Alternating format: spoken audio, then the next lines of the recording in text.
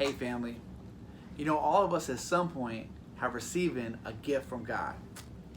Maybe it was an opportunity or a blessing or even an open door that God gave us and we received.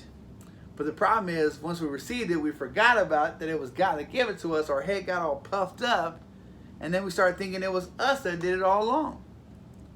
And Paul, as he's sharing to the church of Corinth, he's letting them know, because they're in this arrogance. They thinking, they did it all, and it wasn't God that did it. It's really them. And he's giving them this warning and kind of challenging them this reality check by saying in verse 7 of chapter 4 in 1 Corinthians, he says, "For who sees anything different in you?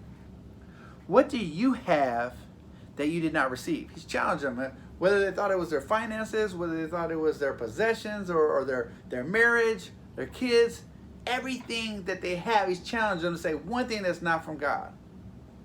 And when they couldn't say nothing and they got stuck, he said, "If then you received it, why do you boast as if you did not?"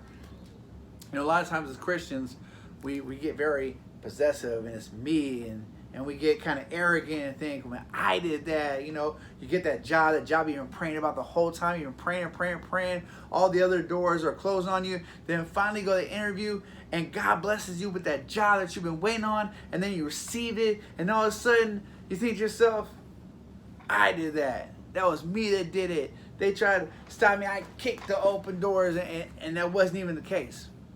Or maybe, that relationship that you always wanted, you were praying for, and God blesses you with that relationship, and all of a sudden you thought you were Casanova. Look, we got to be careful and never forget that it's God that gives us these blessings, and everything comes from Him and not ourselves. It always has to be more in Him and less in us, because otherwise we can slip up and fall into a trap.